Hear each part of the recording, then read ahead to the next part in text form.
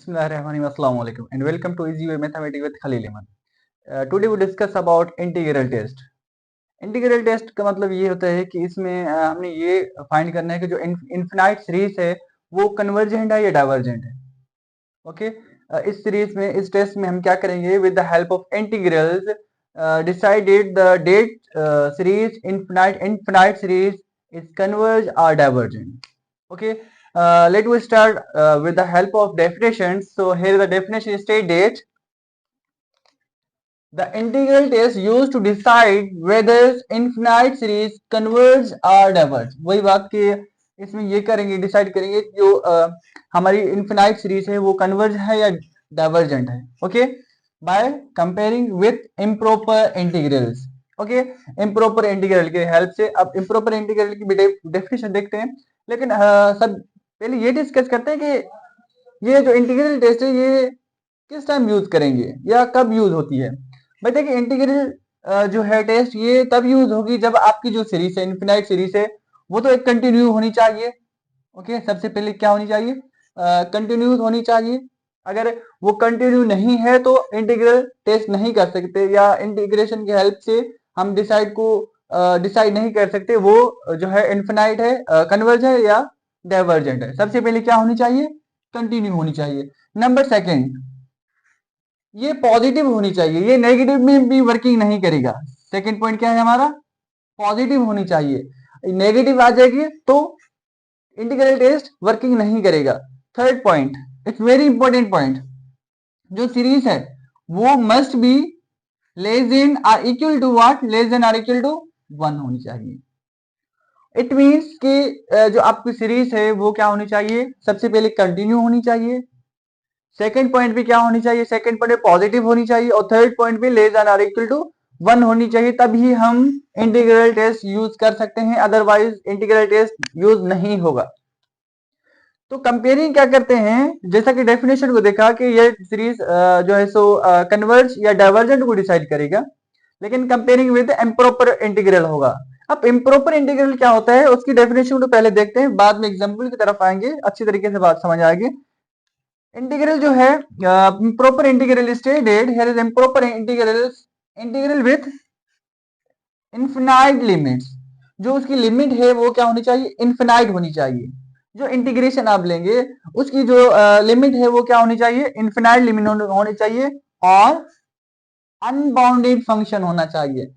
या इनफिनाइट आप जो लिमिट लेंगे वो इनफिनाइट लिमिट लेंगे तभी उसको इम्प्रॉपर फ्रैक्शन होगा, या जो फंक्शन होगा वो अनबाउंडेड फंक्शन है. अगर बाउंडेड फंक्शन है तो इंटीग्रल टेस्ट नहीं कर सकते.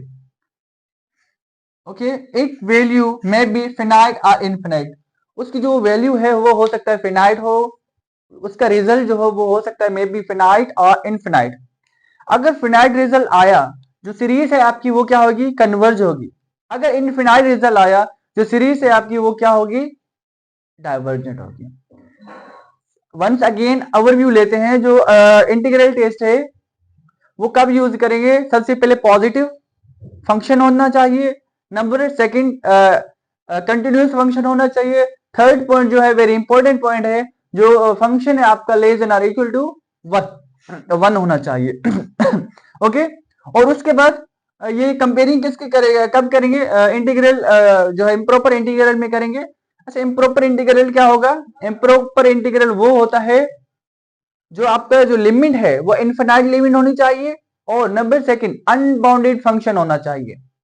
ये 3 to 4 पॉइंट्स हैं जो आपके इंटीग्रल जो टेस्ट को में यूज होने वाले हैं. अगर ये पॉइंट नहीं होंगे, फंक्शन पॉजिटिव नहीं है, फंक्शन कंटिन्यू नहीं है, फंक्शन लेस देन 1 नहीं है, आर इक्वल टू 1 नहीं है, तो वहां पर इंटीग्रल टेस्ट यूज नहीं होगा.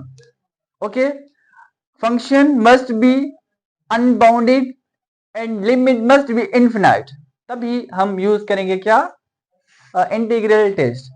अब एक एग्जांपल के जरिए हम समझने की कोशिश करते हैं कि किस तरीके से हम सॉल्व करेंगे. अब देखिए यहाँ पर एक फंक्शन लिखा हुआ है limit 1 to infinite F of X D X. Limit देखिए क्या दी हुई है हमने, फंक्शन में इनफिनाइट लिमिट दी हुई है. तो यहाँ पर आप क्या यूज करेंगे, इंटीग्रल टेस्ट यूज करेंगे. तो यहाँ पर एग्जांपल है, सबसे पहले एग्जांपल है limit 1 to infinite function is 1 upon X and D x.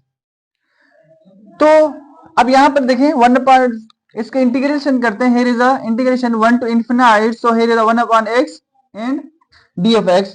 अब जो फंक्शन है वो लेजर 1 भी है, अनबाउंडेड भी है, लिमिट इन्फिनाइट भी है।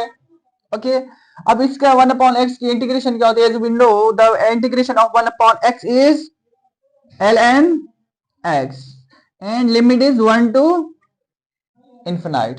here is a b point and a point। अब किस तरीके से यूज करते हैं, b माइनस a करते हैं, so here is a log infinite minus log 1 minus b minus a कर लिया। अब log infinite की क्या वैल्यू होती है, इन्फिनाइट, और माइनस log 1 की क्या वैल्यू होती है, 0 होती है। Infinite minus 0 is, so result is infinite. अगर रिजल्ट इन्फिनाइट आएगा तो आपकी जो सीरीज होगी वो क्या होगी, डाइवर्ज होगी। तो हम कहेंगे कि ये जो 1 अपॉन x जो है वो क्या है, हमारी डाइवर्ज करेगी, डाइवर्जेंट है। किस हमने कैसे चेक किया, with the help of integral test के जो 1 अपॉन x सीरीज है वो डाइवर्जेंट होगी इनफिनाइट पॉइंट पे। अब सेकंड जो एग्जांपल है उसको थोड़ा सा देख लेते हैं। This example is stated 1 to infinite, limit 1 to infinite, here is a 1 upon x square, so here is a x। अब यहाँ पर देखिए एक्स स्क्वायर ऊपर लेकर जाएंगे पावर नेगेटिव हो जाएगी, तो ये हो जाएगा x negative power integral 1 to infinite, here is a dx। तो यहाँ पर जो लिमिट है वो अपॉन में भी आ जाएगी, सॉरी इंटीग्रेशन क्या करते हैं, +1 करते हैं, अपॉन में भी वही जो पावर है वो अपॉन में भी देते हैं। +1 करेंगे तो बेटा देखें -2 + 1 is -1 upon, here is a -1, so integral 1 to infinite, so हम लिख सकते हैं इसको -1 upon x limit 1 to infinite। इस तरह से लिख सकते हैं ना, ये जो पावर आपकी है वो अपॉन में है, नेगेटिव है, उसको आप रेसिप्रोकल करेंगे तो पावर क्या हो जाएगी, पॉजिटिव हो जाएगी। तो हम इसको क्या करेंगे, यहाँ पे लिखेंगे -1 upon infinite b minus a, so b is infinite minus a is 1, so here is a 1 upon 1, so 1 upon infinite is 0 minus 0, 1 upon 1 is 1, so look at this, 0 minus 1 is, so here is a 0 minus 1 is -1, so minus minus plus 1। तो यहाँ पे जो function आ रहा है क्या आ रहा है, हमारा 1 आ रहा है। तो अगर ये कन्वर्ज मतलब कि इसमें फिनाइट पॉइंट्स आ रहे हैं ना, 1 लिमिट फंक्शन रिजल्ट आ रहा है, तो इसमें फिनाइट है। अगर फिनाइट आएगा तो सीरीज क्या हमारी कहलाएगी, सीरीज कहलाएगी कन्वर्ज। तो ये जो फंक्शन था ये क्या था, कन्वर्जेंट सीरीज थी या कन्वर्जेंट फंक्शन था। तो इस तरीके से with the help of integral test कर सकते हैं जो सीरीज है हमारे पास इनफिनाइट सीरीज, वो कन्वर्ज है या डाइवर्जेंट है किसी एक पॉइंट्स के ऊपर। अच्छा वो फंक्शन क्या होना चाहिए, function must be unbounded and limit must be infinite. Okay और उसके बाद हमने इंटीग्रल टेस्ट के लिए 3 पॉइंट होने चाहिए, जो फंक्शन है वो कंटिन्यू भी होना चाहिए, पॉजिटिव होना चाहिए और less than or equal to 1 भी होना चाहिए। ओके ये चीज हमने आज डिस्कस की। तो आज हमने with the help of integral के देखा जो हमारी इनफिनाइट सीरीज है वो कन्वर्ज और डाइवर्जेंट किस तरीके से डिसाइड करते हैं। आई होप कि ये चीज क्लियर हो गई होगी। If you have any curies you may ask in comment section. तब तक इजाजत दें, अल्लाह हाफिज।